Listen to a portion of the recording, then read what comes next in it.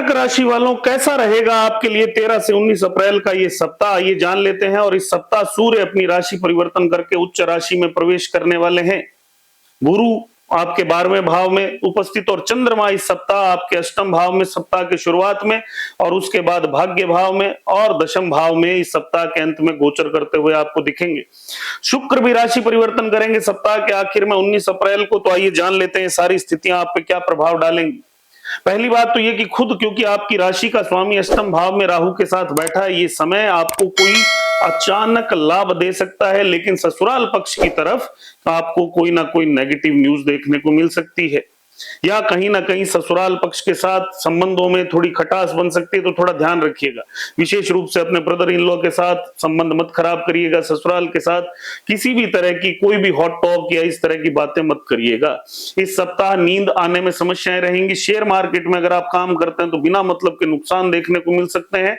तो ये सारी चीजें सावधानी से करिएगा, पहली बात। दूसरी बात यह है कि क्योंकि सूर्य राशि परिवर्तन करके और दशम भाव में प्रवेश करेंगे और शुक्र वहां विराजमान है, तो आपके पिता या आपके पति, महिलाओं की कुंडली की मैं बात कर रहा हूं, उनको लाभ मिलता हुआ इस सप्ताह दिखेगा या उनके कार्य क्षेत्र में उन्हें अथॉरिटी या उन्नति मिल सकती है। ये उनके लिए लाभदायक समय है। सप्ताह के अंत में शुक्र भी क्योंकि राशि परिवर्तन करके 11वें भाव में जाएंगे, तो ये भी अगले सप्ताह के लिए आपके लिए अच्छी एक शुरुआत। चंद्रमा अष्टम भाव में रहेंगे तो यहाँ पे आपकी नींद को भी डिस्टर्ब करेंगे, आपके पेट को भी डिस्टर्ब करेंगे और किसी भी तरह की मानसिक परेशानी बनाए रखेंगे, जिससे आपको थोड़ा सा दिक्कतें देखने को मिले। ये चाहे पैसे की तरफ से हो, चाहे कोई लड़ाई झगड़े हो या इस तरह की दिक्कतें। कम्युनिकेशन का ध्यान बहुत ही ज्यादा रखना पड़ेगा। घर में जो महिलाएं हैं उनको स्वास्थ्य समस्या ना बने, इसका ध्यान रखना पड़ेगा। और भगवान के प्रति आपको इस समय ज्यादा जागरूक होकर काम करना पड़ेगा। नवम भाव में एक साथ शनि, मंगल, बुध और सूर्य का होना पिता के लिए, आपके गुरु के लिए या आपके घर में थोड़ा सा नेगेटिव कोई कॉम्बिनेशन बनाता हुआ दिखता है। पिता का स्वास्थ्य खराब कर सकता है, आपके गुरु की हेल्थ पे नेगेटिव इंपैक्ट डाल सकता है।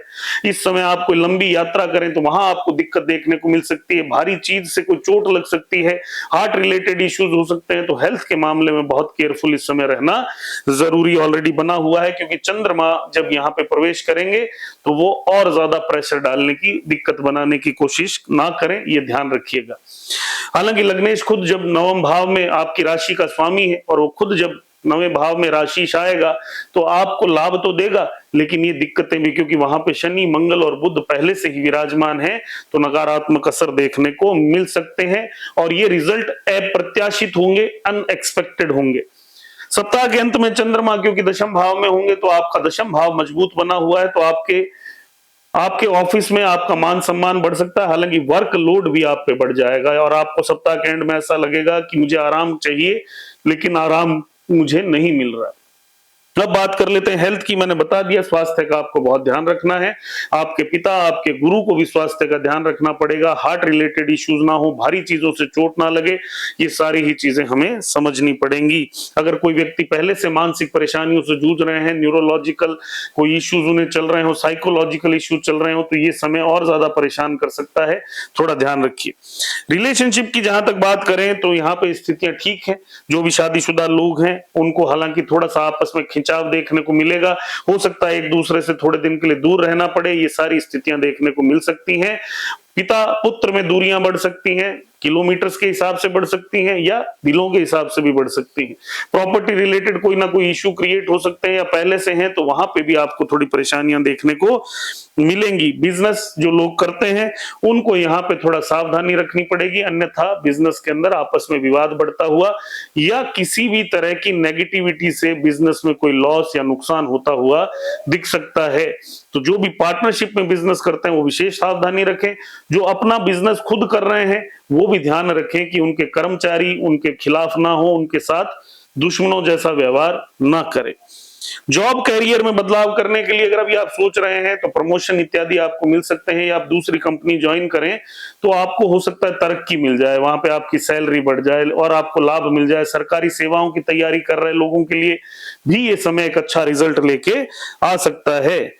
फाइनेंस और मनी के हिसाब से शेयर मार्केट से जो लोग जुड़े हैं इस सप्ताह स्पेकुलेशन के लिए समय अच्छा नहीं है, थोड़ा बच के रहिए। पैसा बिना मतलब अन्यथा खर्च होता हुआ दिखेगा, जेब में से पैसा निकलता हुआ दिखेगा।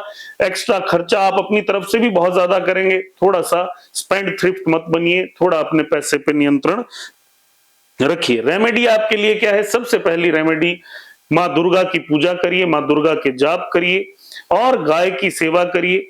कन्याओं को भोजन कराइए, उनसे आशीर्वाद लीजिए। काले नीले रंग से थोड़ा सा सावधान रहिएगा, इस सप्ताह यूज मत करिए। और साथ में माँ के मंदिर जरूर जाके आइए, दुर्गा जी के मंदिर जरूर जाके आइए। और अगर वो नहीं कर रहे हैं तो घर में ही दुर्गा जी का जाप करवाइए, ये स्थितियां आपको लाभ देंगी। धन्यवाद।